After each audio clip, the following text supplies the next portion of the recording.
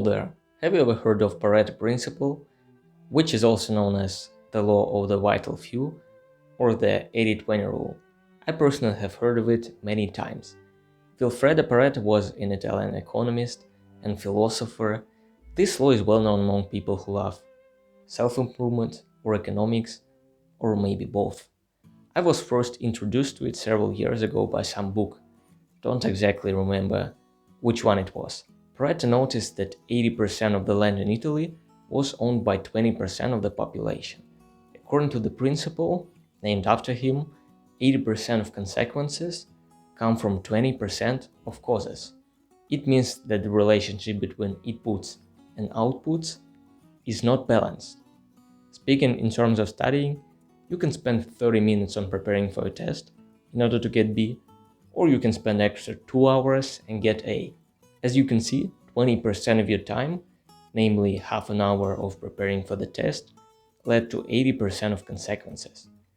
When I was in school, I always wanted to spend as little time as possible and get good grades.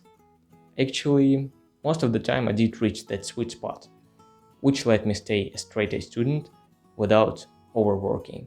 I often got the highest score in my class for my tests or exams, despite the fact that I spent less time than the majority of people studying with me. If you want to take advantage of the law of the vital few and be quite good at your thing, you should pay attention to basics, which may increase your productivity.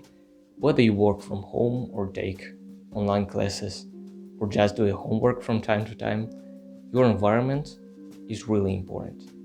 Today I'm going to talk about how you can optimize your study space, and if it remains organized and convenient, you will highly likely increase the ratio of good grades to time spent, even if your time expenses stay the same. Let's get into it. Decluttering. This is definitely what I want to start with. There are a lot of things that can become a distraction when you sit down to study or work, especially if you're doing it at home.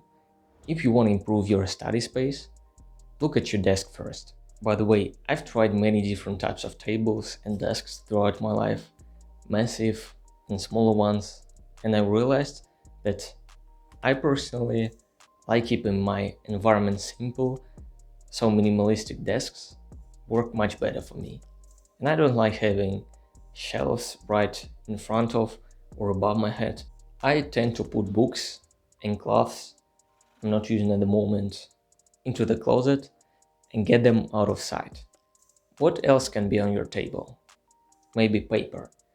I recommend looking at your papers once again and get rid of the ones you don't need anymore, or move every single one of them somewhere else if they distract you. Same applies to supplies. Pens, pencils, glue stick, and other stuff shouldn't take too much of your space. You should feel comfortable sitting at your table, especially if you want to spend a lot of time studying. So keep free space for your legs and arms, reorganize wires near your desk, and remove unnecessary ones. You can use ties or some other tools. If you want to learn what you can do with wires, in such cases, you can Google it real quick. Long story short, you should keep out of your desk everything you don't need on a daily basis. Or even better, everything you won't need for this particular task. Noise. If you're not living alone or maybe you work from a coffee shop or a library, you may get interrupted from time to time. Noise may decrease your productivity. Have you ever tried to read a book in a public place where people next to you were having a conversation? What was happening in that moment? You couldn't focus on two tasks at the same time. As you may know, our working memory is limited, and true multitasking doesn't really exist. It's easy to solve this problem. When you're at home, you can close the door and cut the distraction, but if you're outside, it may be impossible. So consider investing in good noise cancelling headphones. Not only it's a great way to block noise, but you can also show other people that you want to focus on what you're doing right now Some people use it to avoid awkward conversations during work.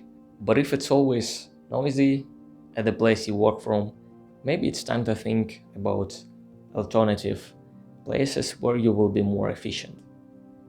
When it comes to listening to music while working or studying, I prefer something like jazz or lo-fi beats.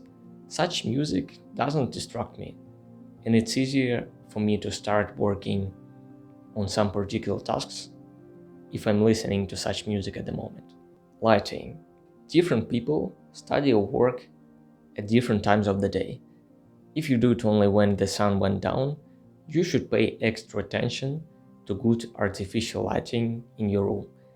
Actually, there are budget options, so you don't have to invest large amounts of money in the beginning. Your lamp should be placed so it won't cast a shadow on your books or laptop or whatever you're using. If you work during daytime hours, move it next to the window, and if it's still not enough or it's cloudy outside, use artificial sources of light. I personally don't like working in dimly lit places. Take notes. Interesting thoughts can come to your mind at any second. If you heard a little about getting things done system, you probably know that according to it, your inbox is very important for your productivity. By inbox, I mean a place where you write down little notes about things that popped into your mind during your day. You'll look at them later and probably set some tasks concerning these things. Thus, you don't have to keep everything in your head anymore. If a great idea comes to my mind when I'm in the middle of the work, I just add it to my inbox and don't worry about remembering it later. It's really quick. Usually I just use a couple of words, like doctor appointment. I check my inbox at least once per day, so I know that that couple of words mean. It means that I gotta set a doctor appointment next week. But if it doesn't work for you, you can write more concise sentences. In that case, I always keep a copybook or my phone for writing down important things that came to my mind. It's crucial to have such a thing at your workstation. Thus, you will probably let that thought go and continue working and return to that note later when it's time for that. I also like keeping a notebook on my desk because I sometimes need to draw a scheme or a table which will help me understand what I'm dealing with and make a proper decision. When I was a kid, I used to have a desk which was too low even when I used the lowest chair in my house. It was really uncomfortable and I couldn't work from there long enough. You can easily find budget tables with adjustable legs. I personally used one from IKEA. It was pretty good even considering its price. Besides your desk, you should think about your chair. It shouldn't make you slouch or lean back too far. It should keep your back straight and your arm on the appropriate level, so it will be comfortable for you to use a keyboard or write something. Let's recap. Keep your desk clean.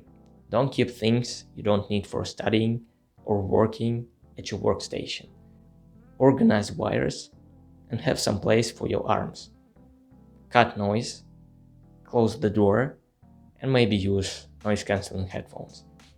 Don't forget about lighting.